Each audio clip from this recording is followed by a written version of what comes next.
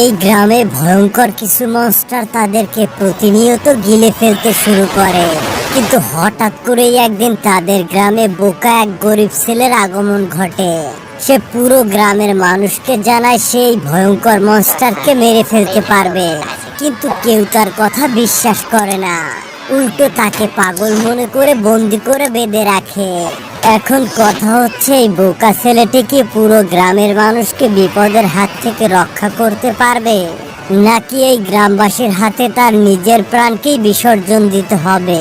এমনই একটা অসাধারণ গল্প নিয়ে হাজির হয়েছি আজ। তো বন্ধুরা, আর বেশি স্পয়লার না দিয়ে চলো সরাসরি গল্পে ঢুকে পড়া যাক।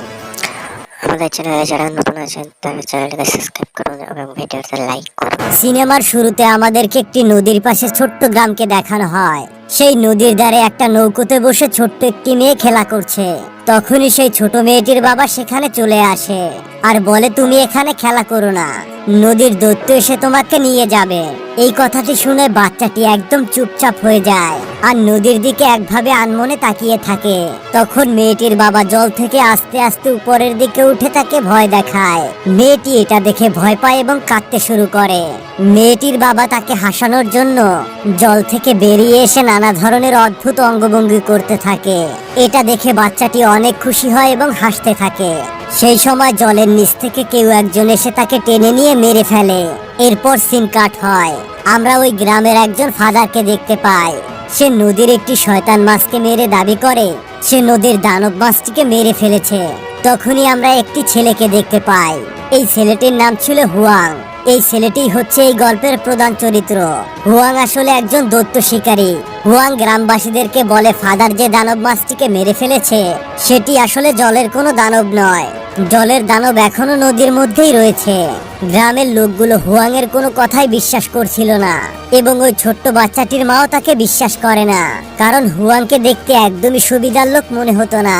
তখন ফাদার বলে এই গরিব ছেলেটি তাকে অপমান করেছে, তাই তাকে শাস্তি স্বরূপ দড়ি দিয়ে বেঁধে ঝুলিয়ে রাখা হোক। ফাদারের এসব কথা শুনে গ্রামের লোকেরাও তাকে বিশ্বাস করে নেয় এবং হুয়াংকে দড়ি দিয়ে বেঁধে ঝুলিয়ে রাখে। তারপর গ্রামের লোকেরা কোনো রকমের ভয় না পেয়ে নদীতে সাঁতার কাটতে শুরু করে। তখন হঠাৎ করেই হুয়াং এর চোখ পড়ে সেই জলের দৈত্যের উপর। হুয়াং দেখতে পায় সেই জলের দৈত্যটি গোসল করতে থাকা মানুষের দিকে এগিয়ে আসছে। তখন সে চিৎকার করে সবাইকে বলতে শুরু করে, কিন্তু কেউ তার কোনো কথারই গুরুত্ব দেয় না। তখনই জলের দৈত্যটি সেখানে থাকা মানুষগুলোর উপর আক্রমণ শুরু করে এবং তাদের অনেক লোককে গিলে ফেলতে শুরু করে। এবং যারা সেই জলের দৈত্যের হাত থেকে বেঁচে যায় তারা জল থেকে বেরিয়ে এসে লুকিয়ে পড়ে। তখন হুয়াং সবাইকে মরার অভিনয় করতে বলে, যাতে করে জলের দৈত্য তাদেরকে কিছুই করতে না পারে। হুয়াং এই গ্রামবাসীকে সাহায্য করতে চায়, কারণ সে ছিল একজন দৈত্য শিকারী এবং একজন ভালো মনের মানুষ। এরপর গ্রামের সকল মানুষ তার কথা মেনে নেয়। এর পরের দৃশ্যে আমরা দেখতে পাই সেই বাচ্চা মেয়েটি দৌড়ে দৌড়ে তার মায়ের কাছে আসতেছিল, কিন্তু জলের দৈত্যটি তার জিহ্বা দিয়ে বাচ্চাটিকে ধরে নেয়।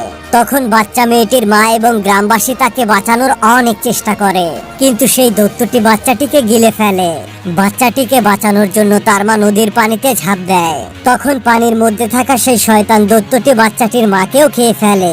এরপর সেই শয়তান দৈত্যটি আরেকটি বাচ্চাকে মারার চেষ্টা করে। তখন হুয়াং সেই বাচ্চাটিকে বাঁচিয়ে নেয়। তারপর গ্রামের কিছু লোক এবং একটি মোটা মেয়ে মিলে দৈত্যটিকে জলের উপরে আনতে সক্ষম হয়। এরপর জলের দৈত্যটি মানুষের রূপে চলে আসে। তখন হুয়াং জলের দৈত্যকে সামলানোর জন্য বুদ্ধদেবের মন্ত্র পাঠ করতে থাকে। জলের দৈত্যটিকে বুদ্ধদেবের এই মন্ত্র কন্ট্রোল করতে পারে না। সে হুয়াংকে অনেক মারতে থাকে।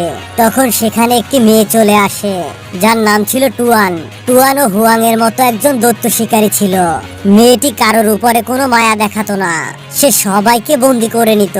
তখন টুয়াং দৈত্যটিকে প্রচন্ড মারে এবং তার জাদুর শক্তিতে তাকে বন্দি করে নেয়। টুয়াং এর কাজে গ্রামের সবাই তাকে ধন্যবাদ জানায়। তারপর টুয়াং হুয়াংকে জিজ্ঞাসা করে সে কে। তখন হুয়াং তার পরিচয় দেয়।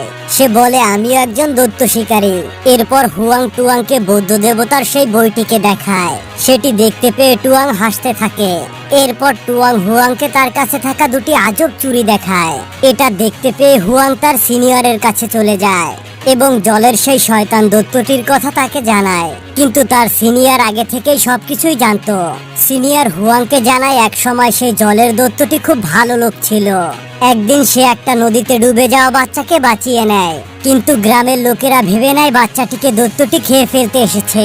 এজন্য গ্রামের লোকেরা রাগের বশবর্তী হয়ে সেই দৈত্যটিকে মেরে ফেলে আর সেই মৃতদেহটিকে আবারও সেই নদীতে ফেলে দেয়। এরপর থেকে সেই দৈত্যটি একটা খারাপ দৈত্যে রূপান্তরিত হয়। হুয়াং তার সিনিয়রকে জিজ্ঞাসা করে, বুদ্ধদেবের মন্ত্রবল আসলেই কি শক্তিশালী?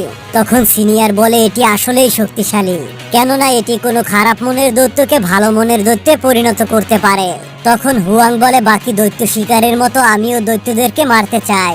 কিন্তু সিনিয়র এই কথা শুনে তাকে নিষেধ করে দেয় আর বলে, দৈত্যদেরকে মেরে ফেলা কোনো সমাধান নয়, কারণ দৈত্যদেরকে শান্ত করা বা কন্ট্রোল করার জন্য বুদ্ধদেবের সেই মন্ত্রগুলোই যথেষ্ট। পরবর্তীতে আমরা দুজন কাপেলকে দেখতে পাই, যারা কিনা একটি রেস্টুরেন্টে খেতে আসে। যখনই তারা রেস্টুরেন্টের মধ্যে প্রবেশ করে, তখন পিছন থেকে হঠাৎ করেই তাদের দরজাটি বন্ধ হয়ে যায়। ওই রেস্টুরেন্টের মধ্যে তারা দুজন ছাড়া আর কেউ ছিল না। তখন হুট করে তাদের সামনে একজন ওয়েটার চলে আসে। সেই ওয়েটার তাদের দুজনকে ঝলসানো শুকরের রোস্ট দেখায়। এটা দেখে তাদের কাছে সুস্বাদু লাগছিল। তারপর তারা দুজন বসে সেখানে খাবার খাচ্ছিল এবং খাবারগুলো তাদের কাছে অনেক বেশি সুস্বাদু লাগছিল। তারা ওয়েটারের কাছে তাদের খাবারের খুব প্রশংসা করে। এরপর রেস্টুরেন্টের মালিক যে খাবারগুলো বানিয়েছিল সে তাদের সামনে আসে। মেয়েটি মালিককে জিজ্ঞাসা করে সে এত সুস্বাদু খাবার কিভাবে তৈরি করেছে। তখনই ওই রেস্টুরেন্টের মালিক তার আসল রূপ দেখায় আর সে দেখতে অনেকটা ভয়ানক ছিল। এরপর সেই কাপল দুজন বুঝে যায় এটি একটি দৈত্য। কাপল দুজন সেখান থেকে পালানোর অনেক চেষ্টা করে, কিন্তু দৈত্যটি তাদের পিছন থেকে তাদেরকে মারার চেষ্টা করতে থাকে। হঠাৎ করেই তাদের নজর ঝলসানো শুকরের দিকে পড়ে। তারা দেখতে পায় ঝলসানো শুকরের মধ্যে ঝলসানো মানুষও আছে। এসব দৃশ্য দেখে তাদের মাথা ঘুরে যায়। তখনই শয়তান দৈত্যটি তাদেরকে মেরে ফেলে। এরপর আমরা দেখতে পাই সেই রেস্টুরেন্টে হুয়াংও আসে। একটি মেয়ে এসে তাকে স্বাগতম জানায়। মেয়েটি তাকে বলে, আশা করি আমাদের রেস্টুরেন্টের সব থেকে লোভনীয় খাবার রোস্টেড পিস আপনার খুবই পছন্দ হবে। হুয়াং একজন দৈত্য শিকারী হওয়ার কারণে সবকিছুই তার নজরে আসছিল। সেখানে সে কাস্টমারের বদলে মৃত মানুষদের দেখতে পাচ্ছিল, আর রোস্টেড পিসের জায়গায় সে রোস্টেড মানুষকে দেখতে পাচ্ছিল। তখন হুয়াং বলে, বন্ধ করো তোমাদের এই মরণ খেলা, আমি জানি তুমি একজন দৈত্য। এই কথা শুনে মেয়েটি হুয়াংকে মারার অনেক চেষ্টা করে। তখনই ওই জায়গায় টুয়াংও চলে আসে। সে তার জাদু চুরি দিয়ে সকল দৈত্যদেরকে মারতে শুরু করে। এরপর সেখানে রেস্টুরেন্টের মালিক চলে আসে। টুয়াং তার জাদু চুরি দিয়ে তাকেও মারতে শুরু করে। এখানে আমরা দেখতে পাই রেস্টুরেন্টের মালিক একজন পিগ ডেমন ছিল। টুয়াং ওই শুয়োর দৈত্যর হাত ধরে ফেলে আর হুয়াংকে বলে, তুমি ওই শুয়োর দৈত্যকে হাত করো। এরপর হুয়াং ওই পিগ ডেমনকে নিজের মধ্যে টেনে নেয়। টুয়াং তার জাদু কাপড়ের মাধ্যমে তাকে পুতুলে তৈরি করার চেষ্টা করে, কিন্তু পিগ ডেমন টুয়াং এর কোনো কন্ট্রোলে আসছিল না। তখনই পিগ ডেমন তার আসল রূপে চলে আসে। তাই তারা দুজন সেখান থেকে প্রাণে বাঁচতে পালিয়ে আসে। এরপর দেখা যায় টুয়াং হুয়াংকে ভালোবাসতে শুরু করে আর তারা একে অপরের কাছে আসার চেষ্টা করে। তখনই হুয়াং সেখান থেকে পালিয়ে যায়। এরপর হুয়াং তার সিনিয়রের সাথে দেখা করে এবং গত রাত্রে ঘটে যাওয়া সকল ঘটনা তাকে বলে। সিনিয়র বলে, আমি জানি ওটা একটা পিগ ডেমন। এক সময় সেও খুব ভালো মনের একটা মানুষ ছিল। তার স্ত্রী তাকে একদিন ধোঁকা দিয়ে চলে যায়। এরপর থেকে সে পিগ ডেমনে রূপান্তরিত হয়। যদি তুমি চাও ওই পিগ ডেমন শান্ত হোক, তাহলে তোমাকে সব থেকে বড় দৈত্যের সাথে দেখা করতে হবে। এটা শুনে হুয়াং জিজ্ঞাসা করে, এটা আবার কেমন দৈত্য? তখন সিনিয়র বলে, সে হলো সব থেকে বড় শক্তিশালী দৈত্য আর তার নাম হলো মানকে কিং, যাকে কিনা বুদ্ধদেব 500 বছরের জন্য পাহাড়ের একটি গুহার মধ্যে আটকে রেখেছে। হুয়াং জিজ্ঞাসা করে, মানকে কিং কি সত্যি সেখানে থাকে? তখনই সিনিয়র হুয়াংকে পাহাড়ের ওই গুপ্ত জায়গার কথা বলে। ওখানে একটি বড় ধরনের বুদ্ধদেবের মূর্তি আছে, যার পাশের গুহার মধ্যেই মানকে কিং বন্দী রয়েছে। তখন সিনিয়র হুয়াংকে আরো বলে, মানকি কিং যেমন শক্তিশালী তেমন বুদ্ধিমান ও চালাক বটে, আর এজন্য তুমি সেখানে সাবধানে পা ফেলবে, যাতে করে তার কোনো ফাঁদে তুমি আটকা না পড়ে যাও। এরপর হুয়াং তার যাত্রার জন্য বেরিয়ে পড়ে। তখন একটি ফাঁদে তার পা আটকে যায়। ওই সময় কিছু লোক সেখানে চলে আসে, যাদের গলায় টুয়ানের মতো সেই জাদু চুরি ছিল। তখনই ওই লোকগুলো হুয়াংকে বলে তারাও তার মতো দৈত্য শিকারী। হুয়াং এর প্রেমিকা টুয়াংকে তারা বন্দি করে রেখেছে। তখন সেখানে টুয়াং চলে আসে আর তাদেরকে জানায় তারা কোনো দৈত্য শিকারী না, তারা প্রকৃতপক্ষে স্বামী স্ত্রী।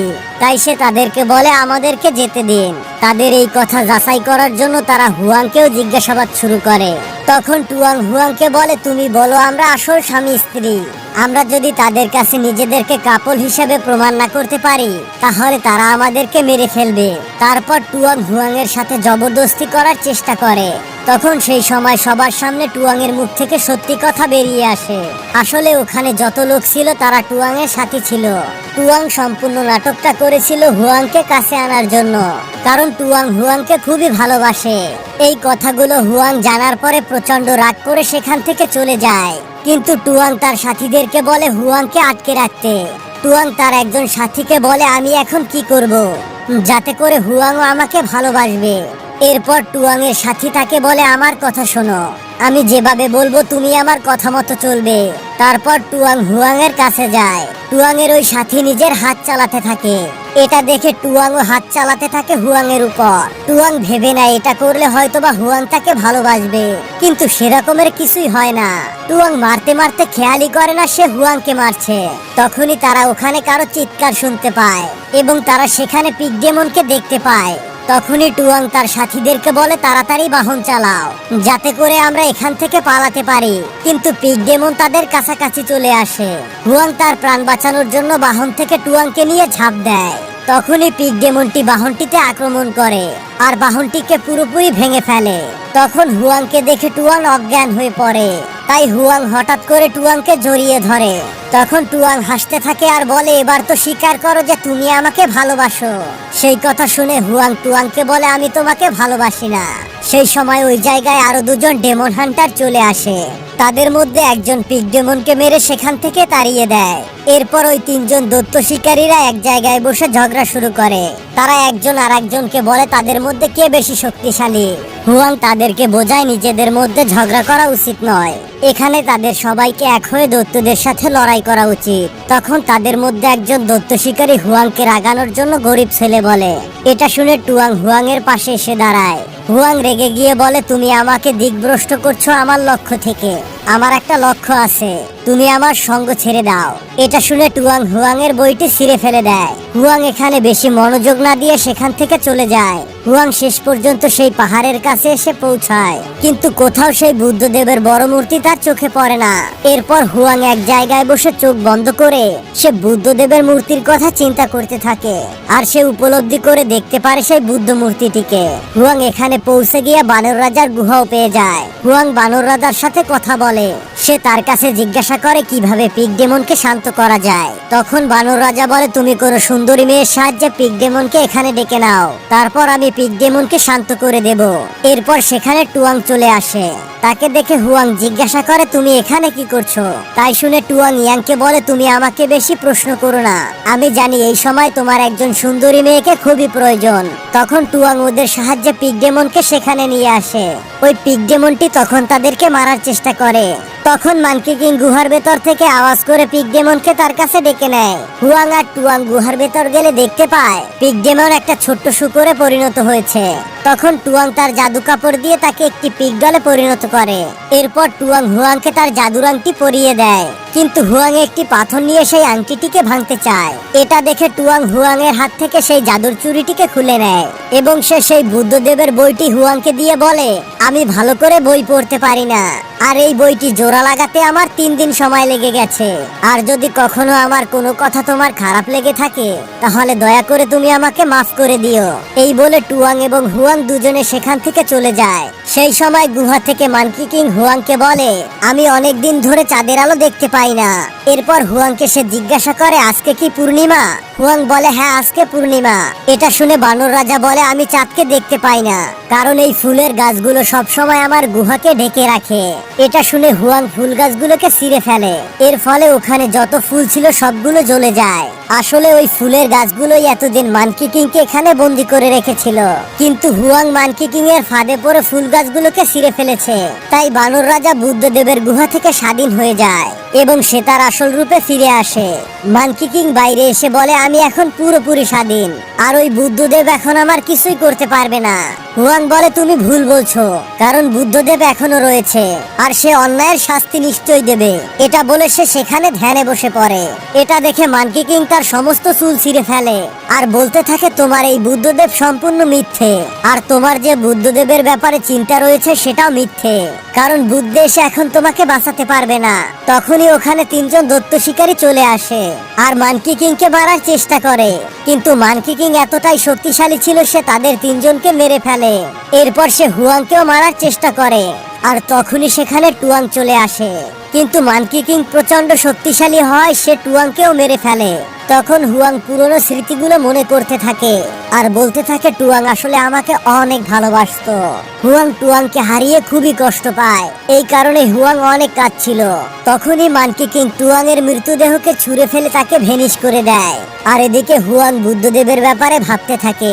এরপর বুদ্ধদেব তার শক্তি দিয়ে মানকি কিং কে মানুষে পরিণত করে। এরপর আমরা দেখতে পাই Huang, pig demon, monkey king এবং ওয়াটার ডেমন মিলে নতুন করে যাত্রা শুরু করেছে। আর এই অসাধারণ দৃশ্যটার মধ্য দিয়ে গল্পটা এখানেই শেষ হয়ে যায়। তো বন্ধুরা, তোমাদের কাছে এই গল্পটি কেমন লেগেছে তা অবশ্যই কমেন্ট করে জানাবে। দেখা হবে নতুন কোনো ভিডিও নিয়ে। এরকমই নিত্য নতুন ভিডিও পেতে চ্যানেলটিকে সাবস্ক্রাইব করে রাখুন এবং পাশে থাকা বেল আইকনটিকে প্রেস করে রাখুন, যাতে সবার প্রথমে আপনাদের কাছে আমাদের ভিডিও পৌঁছায়। আশা করি ভিডিও ভালো লেগেছে, এরকম ভিডিও আরো নিয়ে আসতে চেষ্টা করব।